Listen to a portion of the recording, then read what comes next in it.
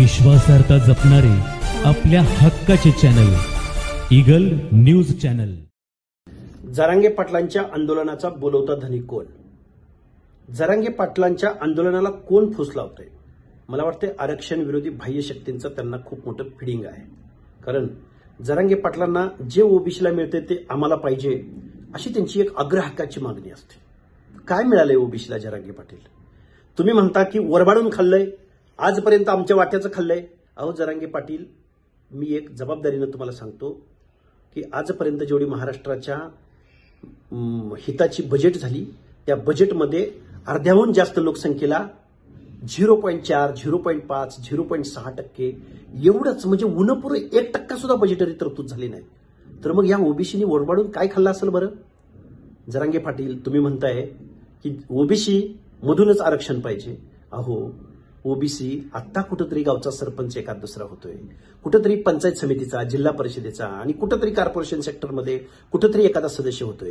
जरांगे पाटील, इथल्या कारखानदारीवर तुम्ही अजिबात बोलत नाही, तुम्ही इथल्या शिक्षण संस्थांच्या बाबतीत अजिबात बोलत नाही।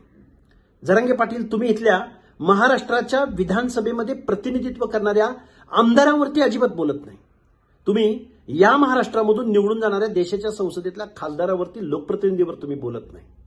तुम्ही इथल्या क्लास 1 आणि सुपर क्लास 1 मध्ये आपलं किती ॲडिक्वेट रिप्रेझेंटेशन आहे यावरती तुम्ही बोलत नाही।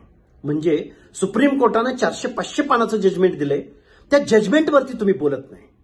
म्हणजे तुम्हाला कीन प्रकारे झुंडशाहीच्या जोरावरती आरक्षण पाहिजे आणि तुम्ही धनगर मुस्लिम समाजाच्या आरक्षणाबाबत बोलताय। तुम्ही पुतना मावशीचं प्रेम आणू नका जरांगे पाटील।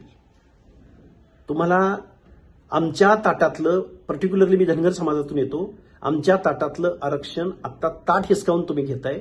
आम्हाला ताट द्या, नाहीतर हे बंद करून टाका, हा तुमचा मानभावी कावा आहे।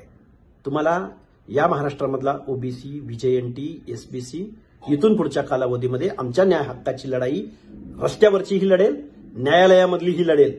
त्यामुळे जरांगे पाटील, तुम्ही खूप अज्ञान प्रकट करताय। अहो महाराष्ट्राची ही एकोप्याची, पुरोगामी महाराष्ट्राची, फुले शाहू आंबेडकरांची ही जी काही एक विण आहे, ही इथं खूप मोठे नेते झाले, यशवंतराव चव्हाणांपासून ते आत्ताच्या नेत्यांपर्यंत, शरदचंद्रजी पवारांपर्यंत, या सगळ्या लोकांना या महाराष्ट्राचा एक पोत माहिती आहे, या महाराष्ट्राचं धोरण माहिती आहे। तुम्ही जर या ओबीसी, व्हीजेएनटी, एसबीसीच्या या आरक्षणामध्ये आलात तर छोटे छोटे समूह आहेत, हे समूह तुमच्या कॉम्पिटिशनमध्ये टिकणार नाहीत। एक तर तुम्ही म्हणता की आमची लोकसंख्या जास्त आहे, आमची एवढं पर्सेंटेज आहे, आणि मग या लोकशाहीमध्ये जर इथं मताला किंमत असेल आणि डोक्यांना किंमत असेल तर तुम्ही या छोट्या जात समूहांना तुम्ही कसं प्रतिनिधित्व देणार आहात?